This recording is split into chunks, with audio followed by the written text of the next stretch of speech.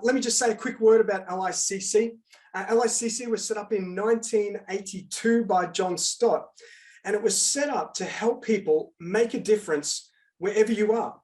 Not just when you gather on Sundays, but when you scatter like these red dots heading out everywhere, when you scatter throughout the week to your various front lines. We speak of front lines as places or activities where you regularly spend time with those who don't follow Jesus. And I dare say that one of the most important aspects of many of our front lines today is that we are in what I'm calling a secular age. I got this phrase from a friend of mine, Stephen McAlpine, and is combined secular, which is a focus on the here and now, with sexual, where we've often found our identity in terms of our sexuality. I've discovered as I went into Tesco, innocently shopping, that The Guardian magazine a month ago was reminding me just how sexualized our age has become.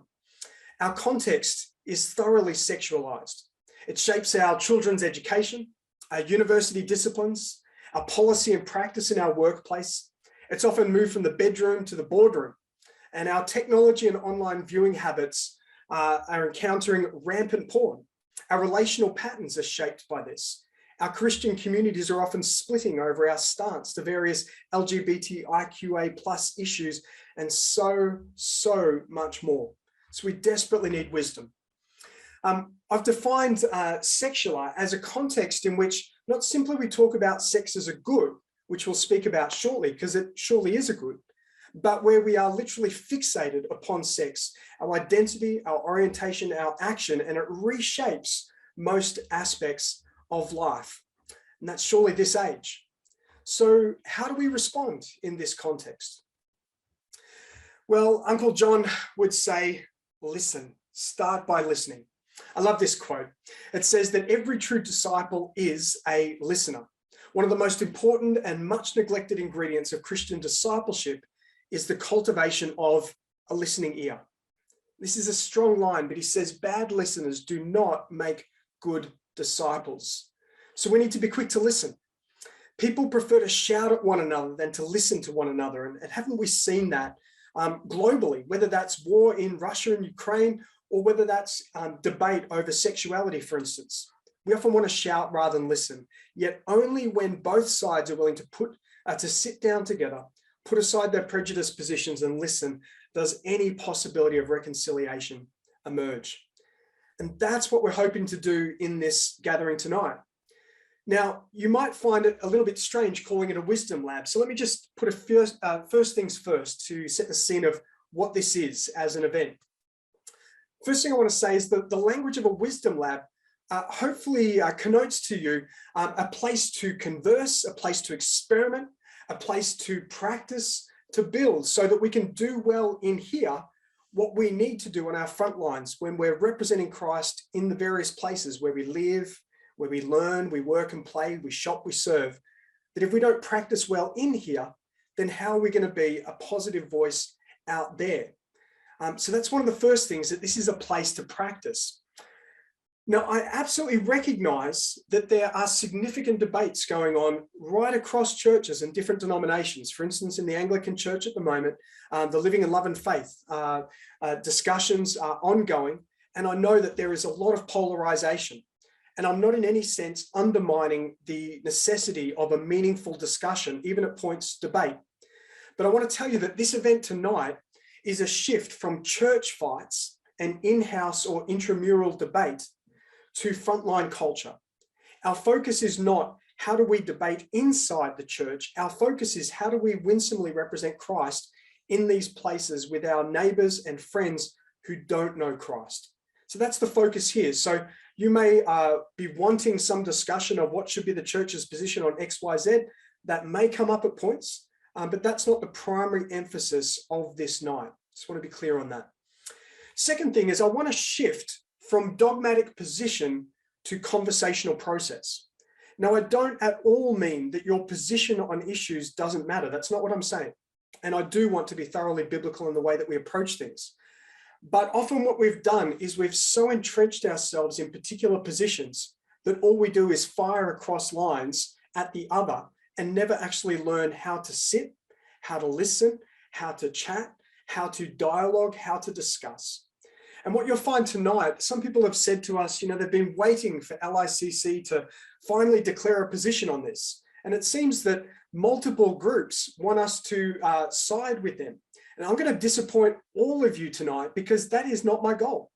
My goal is not to come out with some dogmatic position to say every right-thinking believer should hold this. Actually, if you want to know broadly where LICC's position is, it's probably fairly conservative. We're a signatory to the Evangelical Alliance, their statement.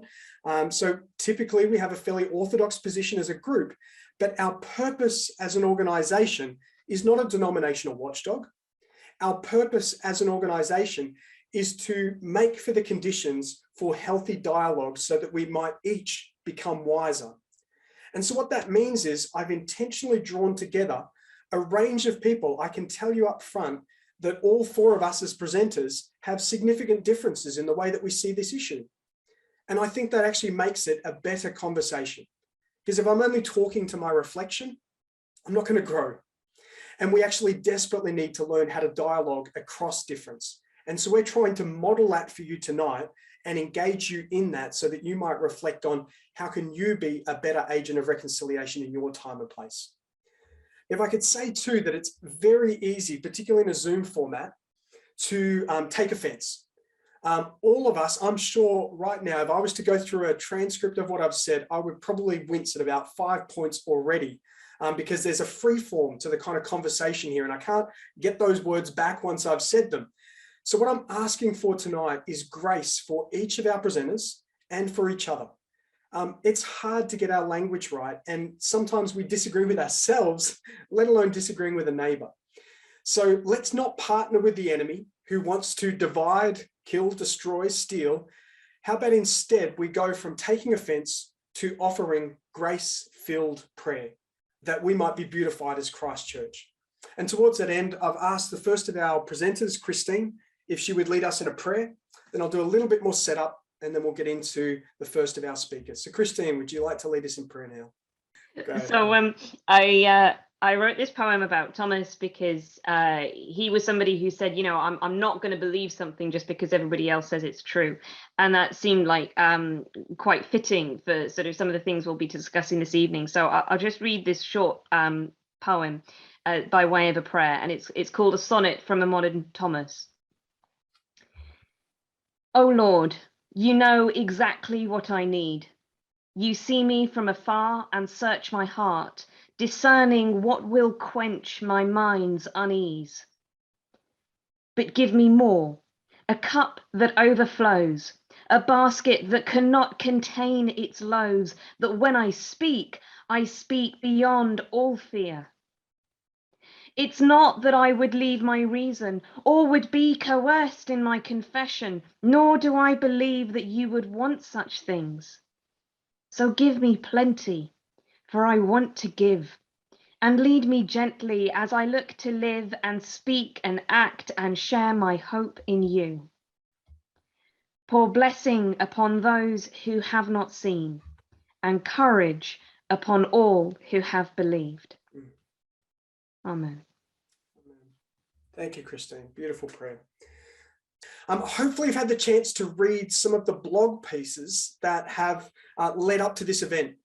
Each of our speakers have put together a substantial piece that we can't do justice to tonight when we present in just kind of 8 or 10 minutes. But the whole point of this is captured well by John Inatsu in his book, Uncommon Ground. Because of time, I'm not going to read this here, but he's essentially saying that when we can't, in wider culture, when we can't talk to each other well anymore, then it becomes extra important within the church to practice our virtues of faith, of hope, and of love, and to form people who can speak and act in the world with humility, with patience, and with tolerance. So this Wisdom Lab tonight is an effort that we might grow in these virtues and in these skills. And the way that we've done this, essentially, is we're trying to form people as wise peacemakers, people who make for shalom with God, neighbor, nature, self. But it takes wisdom to do this, especially in a really polarized context. So we're trying to be, as the early church said, wise doves or wise peacemakers, people who know what makes for peace and have the virtue and the skills to do that. And the process there essentially is listening, triple listening, listening to one another's stories, and we're each going to share some of our story, listening to the culture's story, and listening to God's story through his word as informed by theology. And so the structure of the night essentially works through 4 movements. Christine will guide us through in listening, what's going on and why in the culture. Ed will guide us through on imagining what should be going on in dialogue with the word of God. Steve will be looking at how to create healing action through conversation, how we respond. And finally, I'll finish with some comments on how do we share the good news, how do we communicate. I'll say more about each speaker as we go, but if you can take my word for it that they are wonderful people, and I've so enjoyed building friendships, getting to know them each. And their bios are on the main webpage and also in the discussion guide that we'll share afterwards. But that's essentially the order that we're working through the night. So the way it'll work is Christine will share, then Ed will share, that's listen and imagine. Then we'll have a first breakout discussion group for around 10 minutes. Then Steve will share on create, I'll share on communicate. We'll have a second breakout dialogue. Then we'll have a short break, 5-minute break, and then we'll come back with about 20 minutes of interaction and time for question and answer before we move towards a close for the night. I'd like to introduce our first speaker for the night. Christine Woolgar, a dear friend of mine, is a prolific blogger on hope, on sexuality, consent, and she's going to help us listen to what is going on and why in this cultural moment. So I'll just pass on to Christine now. Thanks, Christine. Hi, it's a real pleasure to be here this evening. My name's Christine Woolgar, and I describe myself as a sex positive theology nerd. Because I really love theology, I really love studying the Bible, but more recently I've also come to own the term sex positive. And a lot of Christians would say that they're positive about sex because they'll say, well, God created sex, sex is good, it's not inherently sinful, which is a bit of a milestone for some people. But when I was growing up, this didn't really tell me how to have good sex. Most of the focus was on how not to have sex, which for me was quite ironic because I'm actually an asexual person who very rarely experiences sexual attraction. Now, as somebody who's sex positive, that doesn't mean I believe that all sex is healthy or that consent is the only thing that matters. But whilst many in the church would say that it can only be inside marriage or only between certain types of people or only involve certain body parts, that's just not where I stand. If someone says to me, well, this is consensual and it helps people live healthy lives, then I am up for a conversation about it. I won't prejudge it. I might not agree, but I'm not going to prejudge it. And I do appreciate that this puts me sort of much more at the liberal end of the spectrum. But one of the reasons why this is the case is because very nearly every useful and helpful thing I learned about sex and consent, nearly all of which was after I married, was from the sex positive community. And I've come to believe that actually it's not so much that I learned it from the sex positive community, it's like I learned it from God through the sex positive community. And that's really impacted my faith and how I read the Bible and how I think about my theologies of sex and marriage. Now, as Dave has already said, he kindly invited me here this evening. It's not because he agrees with me, but because he knows that I have been listening around on this topic for a while. And sometimes I found that what society is saying is not necessarily the same as what the church thinks society is saying. So I'm very keen to foster good listening and to know what actually is out there. And there is a link there to a definition of sex positive if you want to visit that later. The challenges for listening currently are, one, there is a very poor level of sex education out there. I can testify to that. Two, evolving language. For example, the word queer used to be a slur against gay people. It's now both an orientation and it is also a celebrated umbrella term for the LGBTQ plus community. So language is moving and it's moving rapidly sometimes, and that can make it difficult, and you can try and say the right thing but end up saying the wrong thing. And another big change is societal change. So just to put this in perspective, over the last 70 years, we have had major milestones in each of the following areas. And so to put that in context, 70 years ago, it was illegal for two men. It was illegal for two men to engage in consensual sex, but technically legal for a husband to rape his wife. Spouses had to prove fault to get a divorce. Employers were allowed to pay women less than men. Roberta Cowell had only very recently become the first trans woman to have reassignment surgery. IVF was impossible, and neither same-sex marriages nor civil partnerships existed. So there is a huge amount of change that has taken place in the last 70 years. And the church is kind of reacting to this. And one of the very big questions that churches are asking is saying, can we form a doctrine of marriage that affirms LGBTQ identities? But the thing is, this is not the question that many other people are really asking themselves.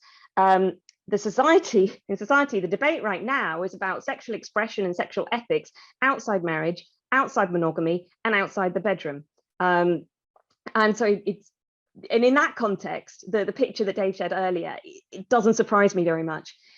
And it means that a lot of what the church is saying about sex and relationships and marriages isn't necessarily going to be helpful for us as we face people on our front lines and the issues that we face. Or it might be that actually what the church says is very blunt and broad brush and doesn't really deal with the nuance that we need. So as we listen well, we need to think, well, how do we listen well, and how do we navigate these complexities? And a word that I'll be coming back to is agency. But before I get to that, I want to say what I think I have heard people say over the last few years. And there are three things. This is what people really want right now. For themselves, they want to be their full, authentic selves. And you've probably heard that before, but what you might not have realized is that a lot of people, they want to be authentic without being harmed and without causing harm. That's a really big thing as well, and not to be neglected. Another thing that they want is from others. They want their desires to be affirmed, and they want to be trusted as a reliable witness regarding their identity and experience. And they also are looking for ways of making choices. They want to be able to take their own risks, make their own mistakes, but they are looking for advice on how to make good choices. And they are searching for a shame-free framework of doing that, about life choice and calling and consent. It's big questions that people are asking here. Yeah. And I think a lot of the time when we have conversations with people, as they go through and they search for this framework, that's what I was going to say. People are still searching. They haven't got all the answers. They don't necessarily know how to make all the decisions. They're still asking questions. And so when we engage in those conversations with them, it's really important that we don't disregard their agency. Shutting down conversation is about disregarding agency, saying, oh, well, that's wrong. Saying, oh, but this is a choice when it isn't a choice, or saying that something isn't a choice when actually it is a choice. So it's really important that we have conversation that respects people's agency.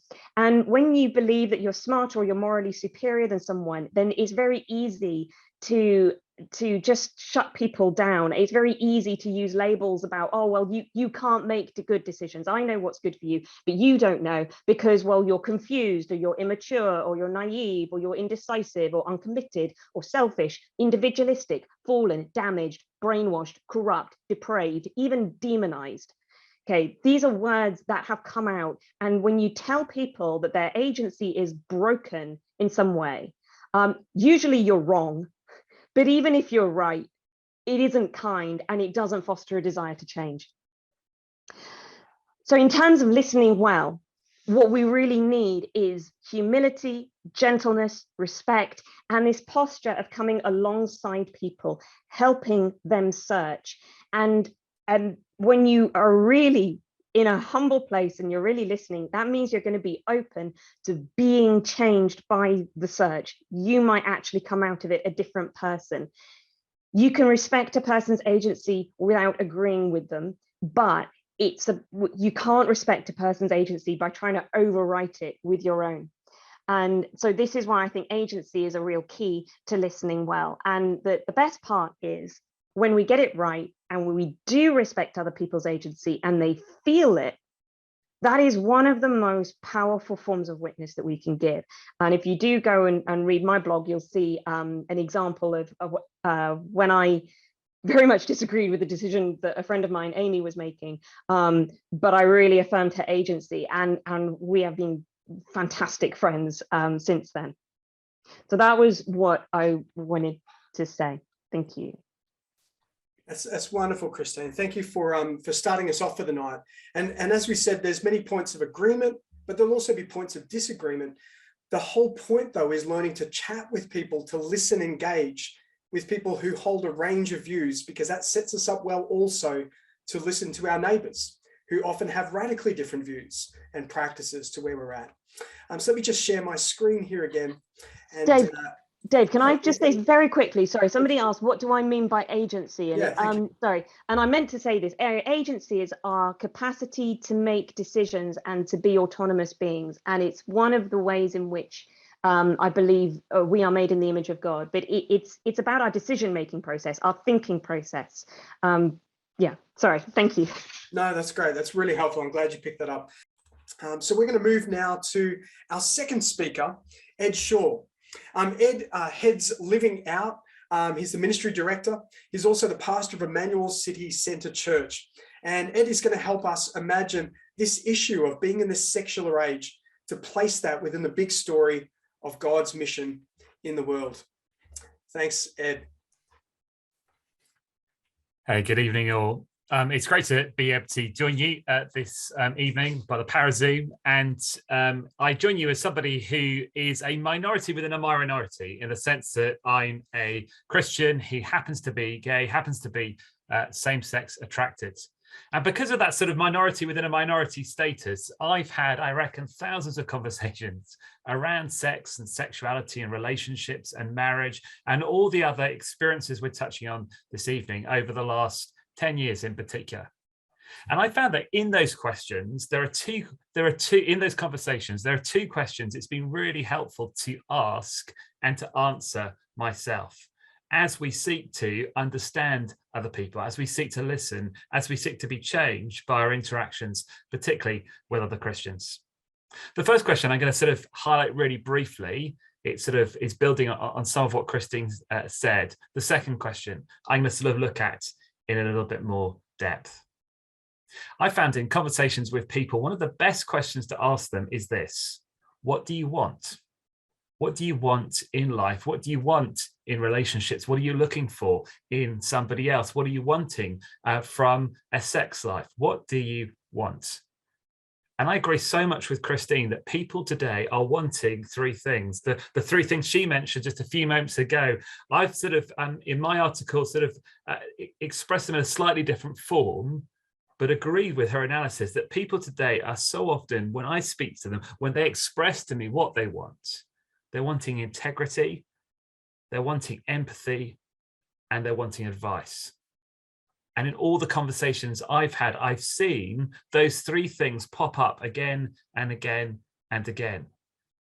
And I've enjoyed the opportunity that I get in conversation with them as we think about those things, the opportunity I get when they express their desire for integrity, empathy, and advice, the opportunity I get to point them to Jesus, who of course is the ultimate example of integrity when it comes to having a sexuality, who, because he had a sexuality himself, can provide real empathy, but also because he was not just a human, but God himself can provide the advice that we're all looking for in this area of our lives.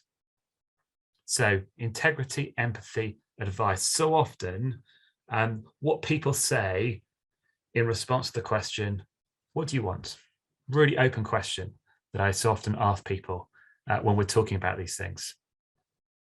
The other question I often ask is a slightly deeper question, and it's a question I'm going to spend a little bit more time on. The slightly deeper question I ask is what is sexuality for? What do you think sexuality is for? Why do you think that we have this thing called sex? If we're a Christian, why has God given us the gift of sexuality? Why has God given us the experience of sex?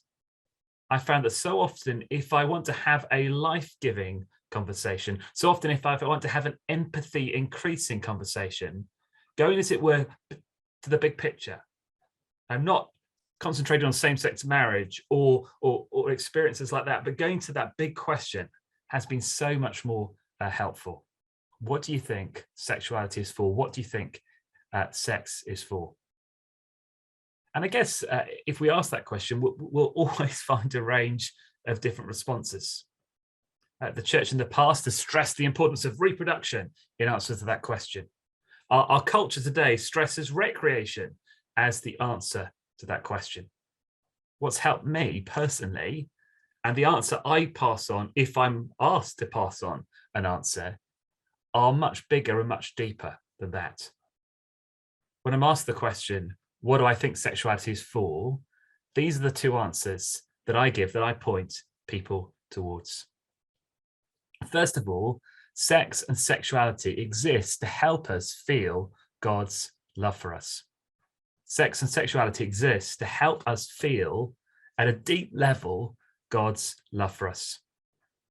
I'm a sexual being, you're a sexual being, to help you grasp the full passion and full pain of God's love for us, his people. Just remember how it is so often sexual language and imagery that God turns to in scripture when he most wants to communicate his love for his people. Think of Song of Songs. Think of Hosea. Think of a passage like Ezekiel chapter 16 as just a few examples of God using powerful sexual language and imagery to communicate to you and to me that he loves us and to help us grasp how he feels when we walk away from him. It's incredible, isn't it, to reflect for a few moments on the fact that the creator God of the universe regularly portrays himself as the besotted, soon to be jilted lover of his people, to help us feel the depth of his love for us and the full pain of our rejection of him. Which means when I'm blown away by the beauty of another man, it turns out I've just been given a small insight into how God is blown away by our beauty, the beauty of his people, the beauty of his bride. When your sexual feelings sweep you off your feet, God is communicating to you at one level how he feels about you.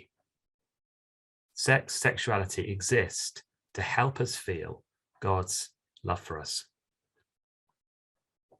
But I think sex and sexuality also exists to trail the destination of God's people. The Bible book of Revelation is famously all about the end of this current world. It tells us how human history will climax. And it's not in a Hollywood disaster movie style that everything will end with a meteor hitting this planet, an alien invasion. No, the world will end, says the Bible, with a wedding, like many Hollywood romantic films. It'll end with a wedding, a union in difference between God's son Jesus and God's people, the church. The consummation of all things is going to be a union of heaven and earth, of Jesus and the church. And that means, from a Christian worldview, a biblical worldview, I think every marriage, every sexual union of a man or woman throughout human history has just been a trailer or an advert for that greatest of all weddings. Which means the greatest marital sex act ever is going to be nothing but a small taster of the everlasting ecstasy that all God's people will enjoy when we are united to Christ forever. Which means that if you get to enjoy sex in the here and now, you're just experiencing the trailer. The reality will be so much better. And if you don't ever experience sex in the here and now, for whatever reason, you're just missing the trailer. Imagine how much greater, how much more enjoyable the real thing will be.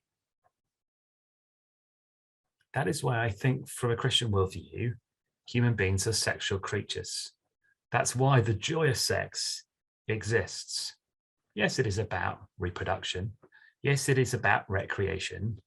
But at a deeper, more theological level, it's to help us feel God's love for us. It's to trail the destination of God's people. And wonderfully, those answers include people like me who may never have sex. It gives me a way of enjoying the sexuality God has given me, even if that's never expressed in a sexual relationship with another human being. I found it so life-giving to ask myself and to ask others the question, what is sexuality for? That's my answer. That's what I think the Christian answer is.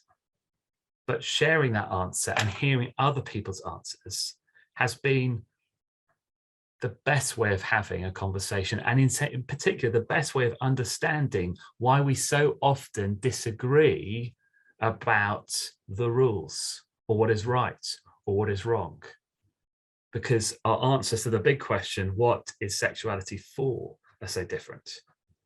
And I found myself, as it were, able to understand the differences when it comes to sexual ethics when I've understood people's different answers to that big question, what is sexuality for?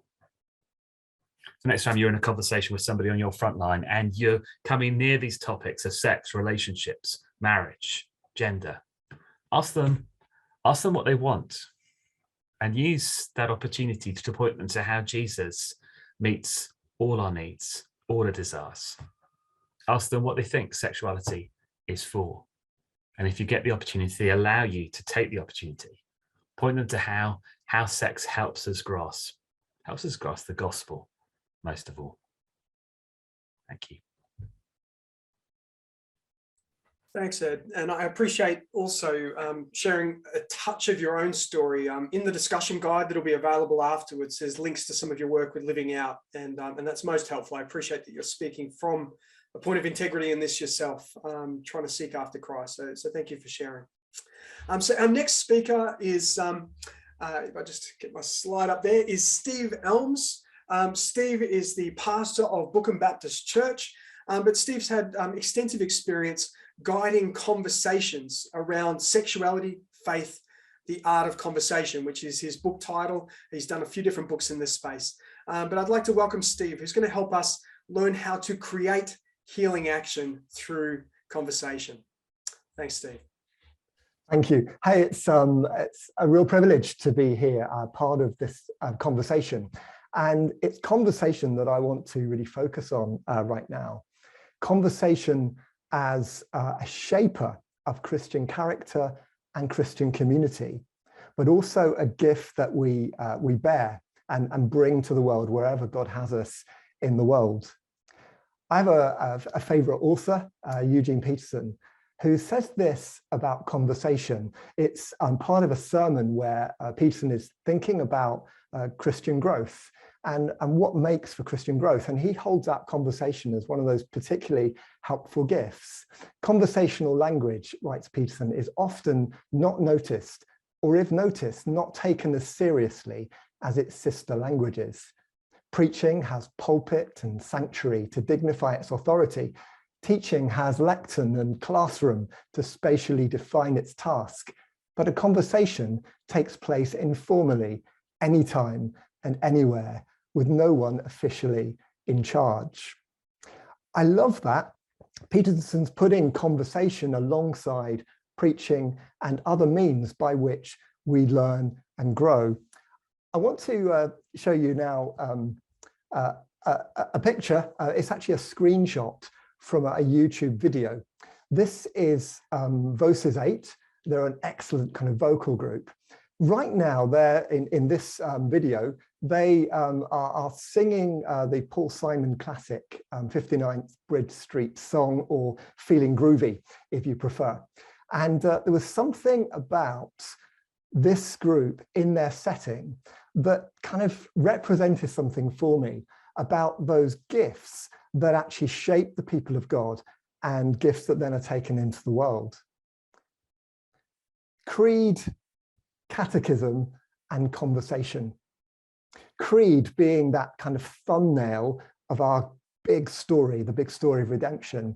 Catechism being the ways in which we preach and teach and disciple and grow together within that vast and wonderful narrative that Ed casts as a love story. But then conversation. Now, where's the conversation? You can probably see the creed up on the wall. You can see catechism perhaps represented by the 10 Commandments and a little bit from St. Matthew. But conversation for me was represented by the dynamic of this singing group. Something vibrant, something living and active, representing for me those many conversations that actually help us to grow up in Christian community. Now, I've been involved for a number of years in helping local church communities to get into a good conversation about sexuality and faith.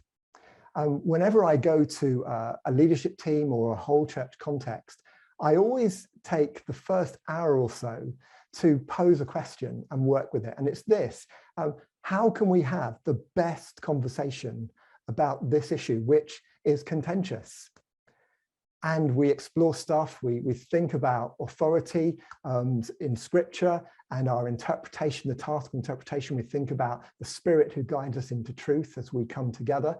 We think about our big story and how we can talk about this within the narrative of scripture. Questions like what kind of gods, kind of theological questions come to play, other disciplines and what they bring to this, because as Augustine said, all truth is God's truth. But then we get into qualities like listening well, like self-awareness, humility, cultural awareness. We tell stories and listen well to them.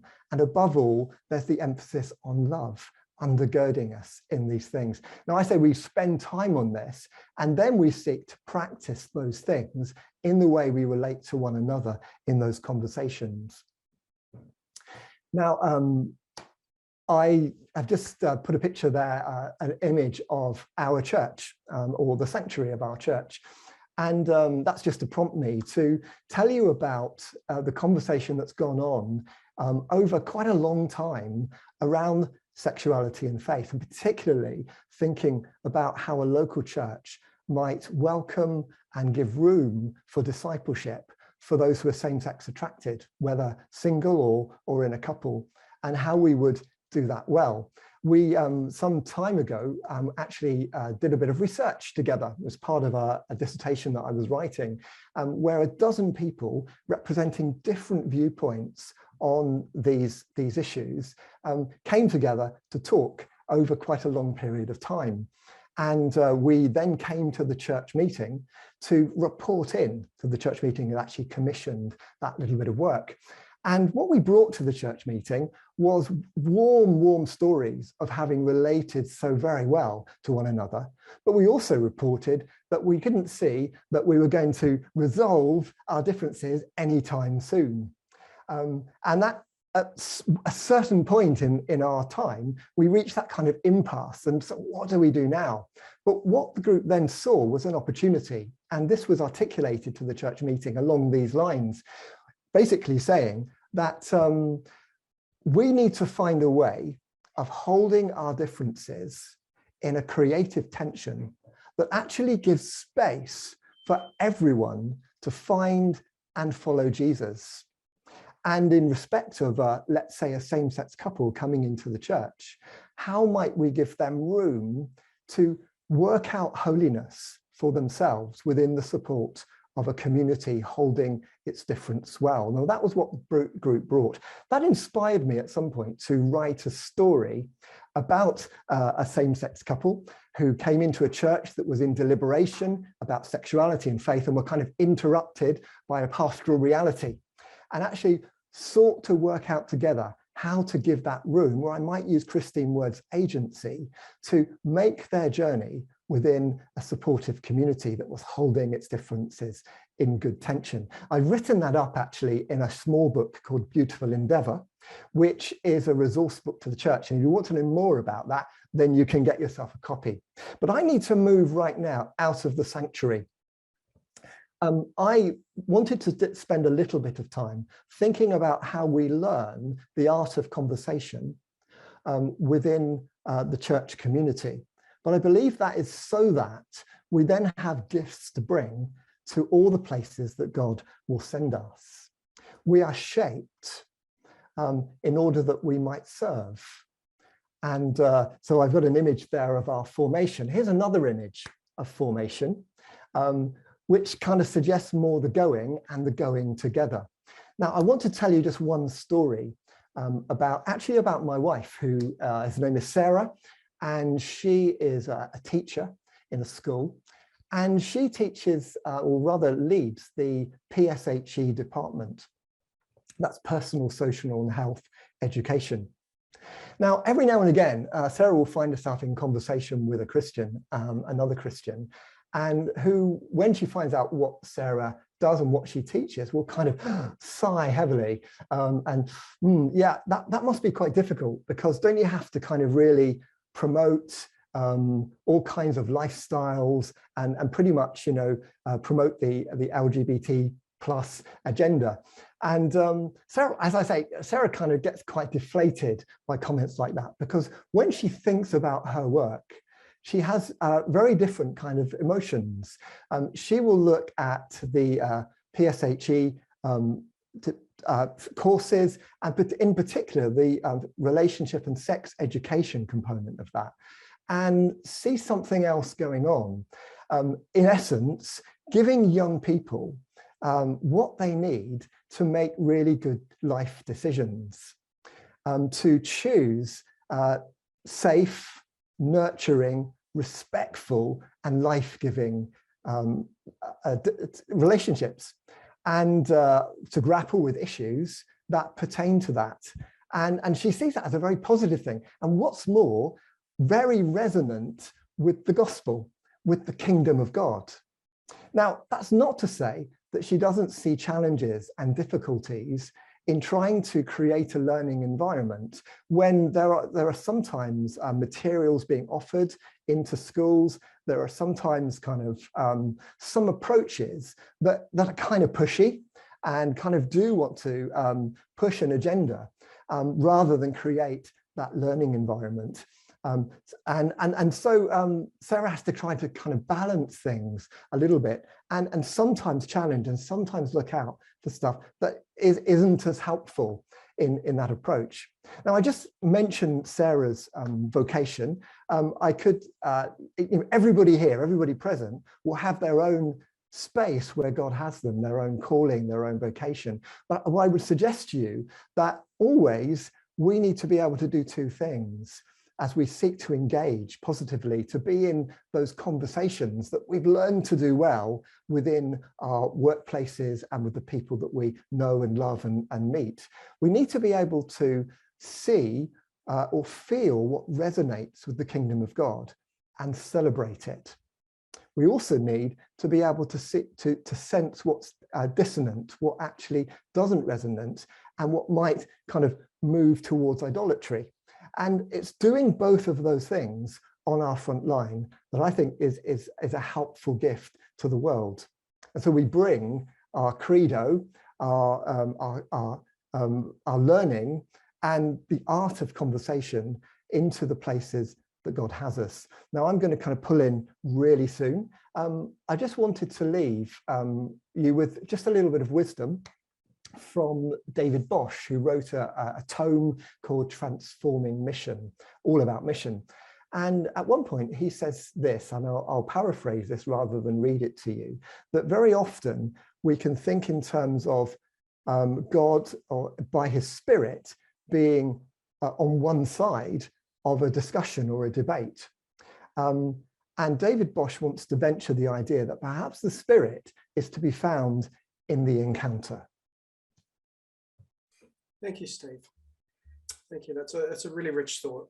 So I want to share a little bit about communicating. How do we share the good news of the gospel in a way that truly is actually good news for the people that we're communicating with? Goodness knows there's 600 ways you can stick your foot in your mouth and exacerbate problems and break relationships. So we definitely need wisdom in this space. I'm not going to do justice. I've only got 5 minutes that I'm going to spend kind of giving you a précis of the way I approach this. But I wanted to highlight to start with that there is no generic response to these questions. It's person-centered. So I told a story. I fused together 3 real people, but it's mostly based on one of my neighbors. And it's with the scenario that Sarah, who's my neighbor, and Jane, her partner, that they're engaged, and they're going to get married. And they're heading to the wedding, and they're basically asking whether Nikki, my wife, and I would join them for the wedding. And there was a sting in this because just before they'd talked to us, some of their family members who were quite overtly religious, she's nominal Catholic, had said, no way, God doesn't approve, therefore I'm not going either. And so we had this challenge of we've built a relationship with these friends of ours. How do we answer this question as a way into not simply responding, but hopefully pointing them to the good news of the gospel in so doing? Now, I started, and this is almost a loop back to where Christine began us, of listening. I suggested that we need not just a personal, but a personalized response. And so in the piece, I painted a portrait of Sarah based upon multiple conversations where each of these H's are like a way into a gospel angle. So for instance, life. When does Sarah feel most alive? She feels really alive when she's playing rugby, when she's part of a team, when she's loved and she loves others. But she feels pain for having been kind of confined with very narrow gender identities and rejection from her family that led to hurt. But she goes to her partner for wisdom, who's got 10 more years of living, and she finds wisdom from her as they discuss. And she's a sure voice. It helps her be confident in who she is. She goes to her mum for support, and though her mum, as a kind of a nominal Catholic, originally pushed her away and the family kind of didn't approve of the relationship, over time it's softened, and she really cares for her mum, and she's worried about her mum increasingly getting sick because she's towards end of life. But she turns to her for help. She's a social worker. She really longs to heal the wounds of the world by connecting kids into families, and has a hope that one day perhaps her and Jane might even have their own child, and really longs for celebration that brings life and affirmation. So how might I engage someone like Sarah? Well, I've suggested that using a basic frame of the gospel, I won't go through all of this, you can read the earlier piece, in terms of what the schematic means, but essentially a frame of which we're designed for good, made to love God, love our neighbor, cultivate the earth. But instead we've turned inwards. You can see the world as the outside circle. When we turned inwards, we damaged the world, we rejected God, we're divided from our neighbors, and that's what sin is. But God steps in and restores us for better. He models what it means to love God, neighbor, cultivate the earth, and ultimately pays for what we've done. But then he fills the community with his spirit that rose him from the dead and sends us together to heal the world as a taste of when God sets everything right, heaven comes to earth. So I've used this as a broad frame for sharing the gospel, and suggested that actually you can relate these circles to the desires, designed for good to the desire for happiness, damaged by evil to hurt, restored for better to help, heal, hope. So let me just share a couple of points on the way through. Not much time, but I'll just give you a little sense, and maybe it'll be stimulus to read back through the piece for yourself and to think, how would I share on my front line? The first point I started with is just an honest conversation to say I appreciated her courage in raising this with me, because I knew there was tension over it. And the upshot was I did decide in this particular instance that we would love to come to the wedding. And my short answer was that Jesus was a fan of wedding parties and you're special friends to us, so count us in. But I recognize theologically it's far more complex than that. So I did say, if you can make the space to chat, I'll maybe help understand a little bit of why different Christians are responding in different ways, and perhaps why there is a tension for us. Now, there's a lot of points that I could make in the article. I make a whole bunch, but I'll just highlight one in each of these briefly. In the Design for Good movement, I would talk about, there's goods that I can celebrate here that point to God. I'd point that all of life is a gift, that we're not our own. We've actually received life as a gift. We belong to God. I'd probably point out a little bit to do with freedom is found when we live aligned with the structures that God has created. And I may want to look at what marriage actually is within a biblical understanding, that it's a life-bearing union in difference, as Ed talked about earlier. But I probably spend most of my time, because she's had a nominal Catholic background, probably spend a bit of my time talking about the nature of God as Father, Son, Holy Spirit, of a community that begets life, and marriage being a mirror of that. And so I want to build a baseline of what marriage is, but how it relates to something transcendent, not just an affirmation of our loves, even as we can genuinely affirm many good desires in this process. In terms of hurt, I could talk about, if I go from 2 downwards, I could talk about the pain that she's experienced and we've experienced in terms of everything being distorted by sin. I'd want to define carefully what I mean by that. I'd probably lead with some of the church's failures in this space as well, of very narrow gender definitions, of often othering of those who aren't like us or don't fit what we expect. I'd probably talk about what repentance actually means, of rethinking, realignment from false pride, that there is a kind of a deeper orientation for all of us, not to do with becoming standard, but actually becoming more truly ourselves and leaving a false self behind. But I'd probably focus in on the point that nothing is straight this side of our brokenness, that everything is bent out of shape, whether you are straight, gay, queer, whatever you identify as. All of us have been affected in different ways by our tendency to focus inwards and make something that's not God into God. That's probably where I'd spend most of my energy in that movement. But as we move to the cross, it's a fairly natural movement from recognition of a common brokenness and a distortion for all of us in different ways, to talking about how God understands our pain through Christ. He himself was cast with slurs over his own identity and whether he was born illegitimately. I could talk about the nature of forgiveness and how God gives us strength through Christ to become a person of character. I could talk about ordering of our desires, not necessarily extinction or erasing of desires, but ordering them around love of God being central and the kind of deep acceptance from Christ. But I think what I'd actually cover there, you might recognize the wine reference, I'd probably actually choose a story from Christ's life. And I think that's one of the best things you can do. The story of his first miracle at Cana with the wedding. I just think that's a brilliant story where you could talk about the shame over family, of not being able to provide and give life, and of this marriage. And essentially Christ takes what is purification water to cover sin and turns it into a party. So he covers our shame and gives Grand Cru, gives the best wine, life to the full. I'd probably spend my energy in that point, telling a story from Jesus' life. But the story doesn't finish there. It's not a solo act that just focuses on you as an individual. Christ himself is a social worker. He's connecting people into families. And this is a call to bring social justice home, to expand our lives, to have an open table. And that's probably where I'd put most of my energy, to say that this community that's centered around the way of Jesus and filled with the Spirit, that they're expanding the circle to open others to be part of a family. And that at the end of the day, it's not many, many marriages and some people who don't get married in the way we recognize. The central marriage is Christ and his church. And within this community, it's actually friendship that binds us together. Love of one another. Koinonia is the word we use in the theological circles about that. That friendship is actually what holds this community of character together. So I put a stress on a community that is open to others, and that acceptance doesn't necessarily mean unconditional affirmation, but it means a will for the good of the other to become increasingly like Christ in character, love, joy, peace, patience, kindness, goodness, faithfulness, gentleness, self-control, becoming a better version of ourselves, whatever that means for our orientation and our sexuality. So the final point then is the hope. And I could talk about, as Ed did, this kind of anticipating of a cosmic union of heaven and earth coming together, a complementary whole of a marriage of opposites. I could talk about heavenly foretastes in the here and now. But here's where I'd probably want to stress is that what we see in their desire and in their celebration is an advanced sign of life to come.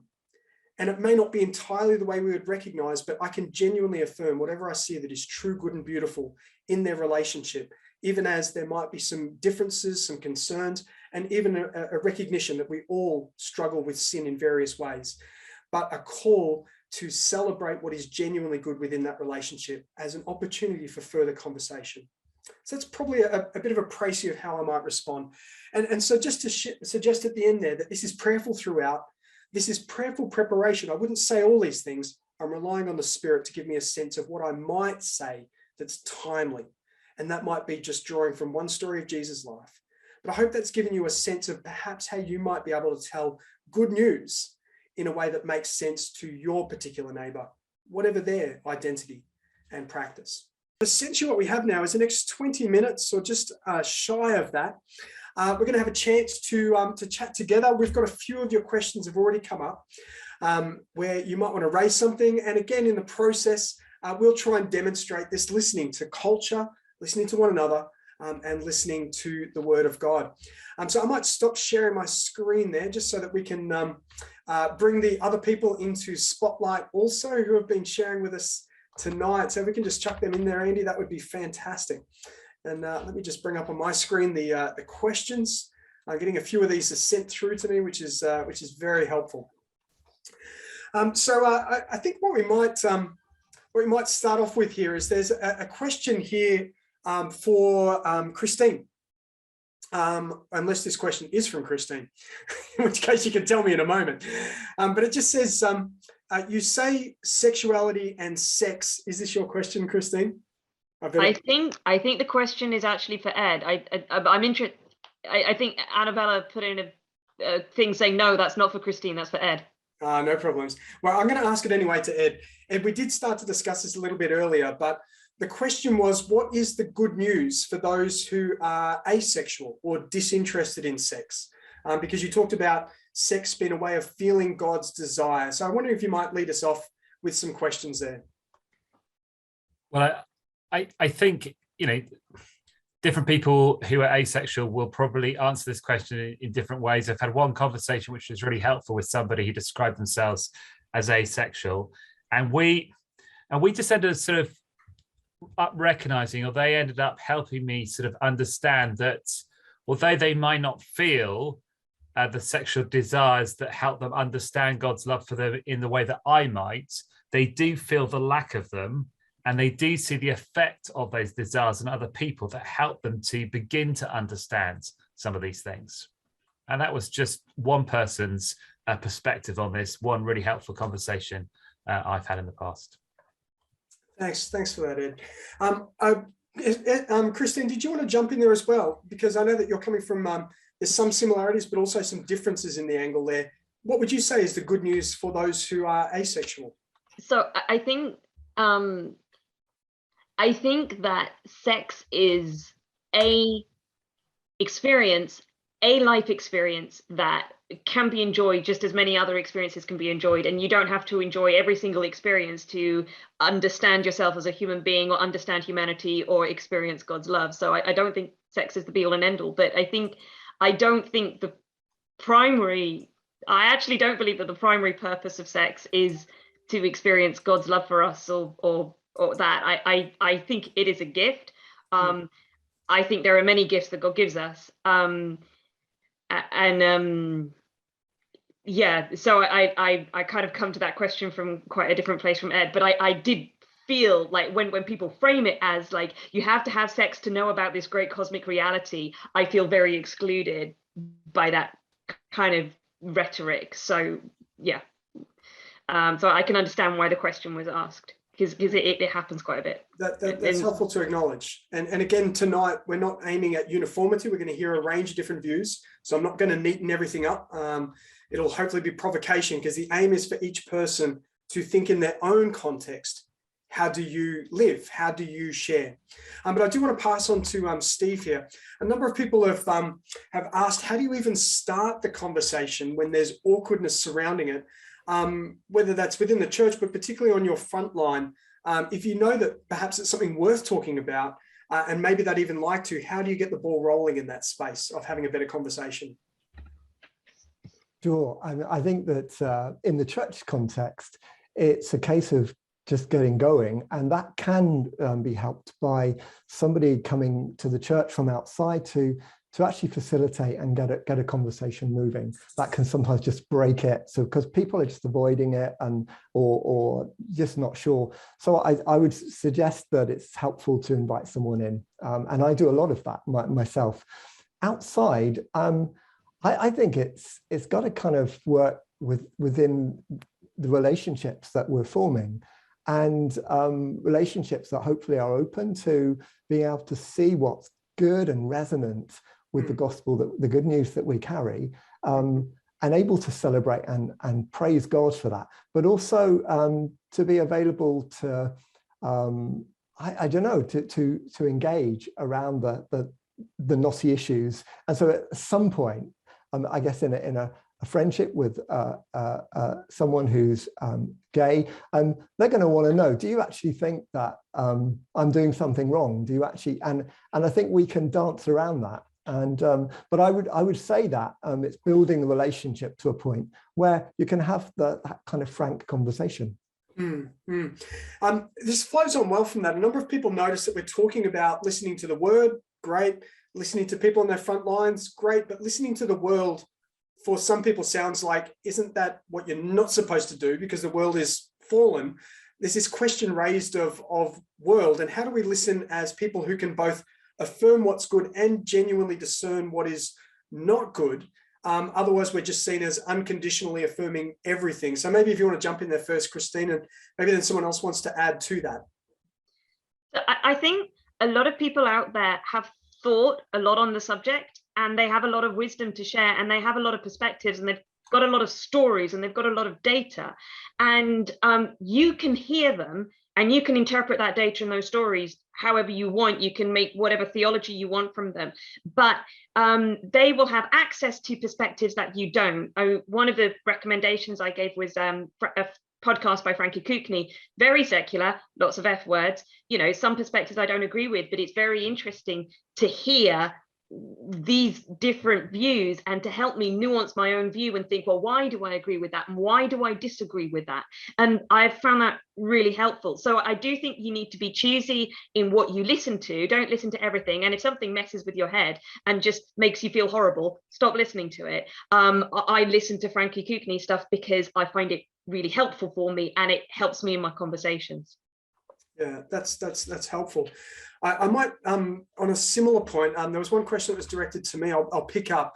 It just said, following on from your distinction between affirmation and acceptance, how might we best navigate this when sexuality and gender seem so intrinsic to identity in this cultural moment? That is a really, really tricky one. And I don't know if I have a great answer to that, because like the traditional answer of love the sinner, hate the sin, distinguishing between someone's actions and someone's identity is actually almost impossible in this space, because as that person is recognized in the question, identity is so tightly woven with questions of action in this space. And part of the cultural narrative is that authenticity equals living out your sense of identity in an action. So they're seen as of a piece. So it's a very hard one to answer, but what I would say, I could speak in terms of both friendships and in terms of the house church I used to lead, is unconditional acceptance meant that we would welcome the person to every gathering. They could fully participate in the gathering, which was a shared community. So there wasn't so much a distinction between leadership, and someone has asked that question in terms of a kind of approach in the church of what level of leadership can you have. But in ours, it was just an all-in conversation. People were absolutely welcome to come. We showed care and acceptance to listen, but we never promised unconditional affirmation in the sense of saying everything about you and your way in the world and the way you see the world is just wonderful and there's no issues. We actually recognized as a community that Christ is at the center, and each of us in different ways are disoriented from Christ being Lord of all. And so the way we did it was focused upon practices that were centered on Christ, and trust Christ himself to do the disciplining and discipleship in that regard. Of when we were centered around practices, then people would either move towards or move away, and we weren't trying to police the boundaries in that sense. So acceptance meant welcome to participate in a community that loves and receives love, but it wasn't so much about saying, are you in, are you out, or do we affirm or not? So I actually found that there's a kind of a problem with expecting people to unconditionally affirm, which itself is not actually unconditionally affirming you and your distinctives in terms of the way you see the world as well. But I did want to ask with Steve, I'll see if I can track it down here. There was a question here in conversations where someone said, I'm still not really sure how to answer my LGBTQ plus friend when they ask me as a Christian what I think about their life choice. Asking questions and listening will only go on so long. How would you respond to that? Yeah, sure. Well, I think I want to reach for Christine's kind of agency. The idea, it's for me, it's become a very important idea, which I've used other words to. I've used room and space. Can we give people room to work out what it means to be a faithful follower of Jesus? And so, yeah, I want to run with that as far as I can. Actually, if pushed then to Steve, what do you think about same-sex marriage? Then I'm gonna want to make an answer within that kind of growing friendship, within that relationship that's growing, where candid conversation and honest conversation becomes possible. So I think it's that relationship, investing in that. But yeah, I think. But I'm going to keep coming back to the primary thing is that call to know Christ and to follow him, to trust him, to help you work out what that means in your sex life and in every other aspect of life. And remember that sex and sexuality is one aspect of our humanity. It's not everything. So I kind of want to keep giving room. And within my own church community, that's again what I would want to do. I, of course, have my own thoughts and views about what it means for someone who's same-sex attracted to follow Christ faithfully. But I'm not going to want to push those right to the front. I think it's really important to give people room to work that stuff out. Thanks, Steve. Did anyone else want to jump in on that question? That's such an important one. Ed, I think you're But I just think everyone's jumping in on this one. Go for it. Yeah. I just think it's worth, isn't it, reflecting on the fear that's behind this. So the fear is that actually when you do share what you think, the friendship will be over. And so often I think the conversation that needs to be is about friendship and whether any friendship has got the capacity for you to disagree over things. And actually most friendships do have the capacity to disagree over things if they're really good friendships. So sometimes a conversation about friendship and how much you feel you need to approve of each other's choices is the conversation to have, because most of our friendships, most of our good friendships, we don't approve of a whole host of choices that our friends have made, and yet we're still really good friends. And so just to say, my big fear is losing your friendship. Let's talk about that. Have we got room in our friendship to disagree and not approve of life choices that we've made? Yes. Then let's have that conversation knowing that our friendship can cope with disagreement and our friendship can cope with disapproval. Thanks, most good friendships can. It's so good. It reminds us of the essence of what makes for a friendship. Christine, did you want to jump in there too? Yes. So one of my friendships that I'm really blessed by is Amy, who I wrote about in my blog piece. And the thing about her is that she's always asking questions. She's always curious to know. And I think when people are asking us, well, what do you believe? You know, do feel for, is it that genuine curiosity? I just want to find out about this because I have no idea what you think, or are they trying to do it with an agenda? Are they probing for some kind of conflict? And so you got to discern between those two. But when you do have someone just, you know, out there with the questions and you say, well, I'm kind of thinking this, and like, well, let's contextualize this in the story. Here's where I'm coming from. When you present your viewpoint, not as a position, but as like, where you've come from, the direction of travel, and this is sort of where you're moving towards, it tells a different story. It comes across more meaningfully. And I've been really blessed through that, I'd say. Yeah, thank you, Christine. The next question, I think I'll start with Ed on this one, but others may want to jump in too, because this kind of cuts across all of our different areas. But someone just raised, they said, if we keep within our comfort zones, nothing's going to change. So how do we move outwards to find common ground? How do we, both with society as a whole, but just people who are different to us, how do we step beyond our comfort zone? I mean, I think just by constantly, you know, just picking up on something that I think Christine said a few moments ago, by constantly looking for people that will challenge us, you know, both friends, conversation partners, books, media, films, TV series that will challenge us and shape us.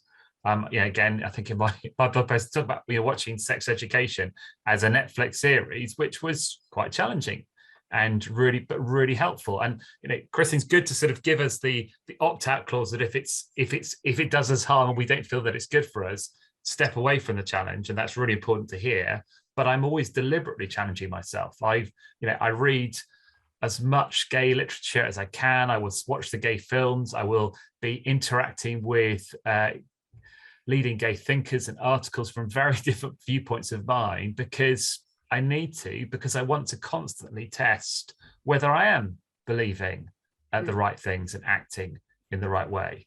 And they will bring me insights, because I believe, as Christians do believe, it in common grace. And I love discovering it in very unexpected places. Yeah, and that actually picks up one of the other questions that was asked there about, I think it was directed to me, but how do you root out your own presuppositions? And I think part of that is widening the circle of people that you're in conversation with, because you don't see a blind spot when you're in an echo chamber. So that's important. Did anyone want to add to what Ed was saying? Otherwise, I do have a bunch more questions, but if you do want to add, there's space for that. I do, but I've totally forgotten. That's okay. That's okay. Steve, I'll direct the next question to you, but do feel free to pick up on what was raised there. Sure. As I said at the start, this event is predominantly focused upon our front lines, but many people have acknowledged that these conversations are not happening at all in their church, or they're basically not a conversation, it's a monologue. Here's our position. Whether it's conservative or progressive, here's the position, there's no conversation. So how do you bring it out from under the rug, is how someone expressed it, to actually start a healthy conversation in the church? Yeah, I can't think of anything else other than to say we've just got to get on and do it. So that will be probably a call to leaders of churches to say that you're going to need to help your community to be in this conversation, and to, as I was saying in my talk, to kind of work up some conversation muscle, really, to get good at the art of conversation. And because if we do that, we will meet different perspectives within our community, and I think that will help shape how we then engage with people on our front lines. So I can't think about anything other than that brave leaders need to say, we're going to do this, we're going to talk about this. And I would say that increasingly that's happening, because I'm kind of getting busier within the kind of Baptist setup. I'm going and meeting with leadership teams and trying to get the ball rolling on this. Steve, brief question here. Do you need to have a final destination or a conclusion that everyone reaches and agrees on to actually properly enter into conversation? I don't think you do, but I know that some church communities want to start with the answer, the outcome, and then feel safe to have the conversation. I would say that we probably need to be more courageous than that and more honest than that, because what I've discovered in my own church situation and in other churches is that really people do have a range of perspectives on this, are coming to the scriptures and coming to different conclusions. And it could feel a little bit, unless we've got a marker that we're getting towards, then this doesn't feel very safe. And that's why I spend so much time saying, what's a good conversation? Is a good conversation one that has an outcome already decided? I don't think so. I think we're called to journey, to adventure. Yeah, thank you, Steve. Ed, and let's make this our final comment. If you can keep it like ideally 10 seconds, but go longer if you need to. Ed, then Christine. Yeah, I'm basically with Steve on the conversation point. I just think for somebody who for instance, the Church of England, for people who are gay, the conversation has been about us as exhibits for far too long. And actually there does need to come a point where the conversation becomes a more settled one, so that actually we're not being talked about for decades and decades in ways that can actually start to become quite damaging for people, who are gay from a whole range of theological perspectives. So I think, there's a great thing, there are some places that haven't started the conversation, and we talked about that. There are some people that have been having conversations for such a long time that it's exhausting and potentially damaging for those who are always being talked about. Just a thought. Yeah. And final comment, Christine. So I was going to say, one of the ways that I get to talk a lot about my faith with Amy, who is an atheist, is not so much to talk about what I believe, but to talk about the church and what different groups within the church are doing and why they're doing it and why I'm on board with some of it, why I'm not on board with other parts of it. And it's a very, very interesting way. And she has similar frustrations with her own communities. So when I talk about mine, she can kind of relate that to hers. And that is a real icebreaker. It's like, talk about what people are doing and why they're doing it and how you react to that. That is another way to break the ice. That's really helpful, Christine. Steve, you might just in the chat want to pick up Jeanette's question, which I think is a good one, or others may want to as well, just in terms of one-on-one or group conversation. But we need to wrap up the panel time. We could talk all night, but can I just, as we draw towards a conclusion with a couple of messages and the like, if I could just highlight how much courage it takes for people to openly speak about these matters. Because it's a contentious time and there's a lot of people are polarized. And so I just want to express my deep gratitude to Christine, to Ed, and to Steve for opening yourselves up, for sharing with us, for putting out a lot of thoughts that could be misunderstood and misused, hopefully haven't been, but to participate in this conversation tonight. So I can just say a massive thank you to you each. So the last thing, I just want to take 30 seconds of quiet, and then I'm going to get Ed to close in prayer, and then we're finished for the night. But I was wondering, even as we're on time, I'm wondering if we might just take a minute to ask the Lord, what next? What next? And we're just going to use the chat for this. What's one small step moving forward that you feel the Lord puts on you tonight, or that you think would be a healthy move to becoming a wise peacemaker in these divided times in this secular age? Let's just take 30 seconds to wait on the Lord. And if I can encourage you as a way of both encouraging others and also accountability, chuck it into the chat, and I'll keep a record of these and put them also into the, I won't put your name with it, but I will put a record of some of the responses that we have into the discussion guide. So let's just wait on the Lord for 30 seconds and type those responses, and then Ed will close in prayer for us.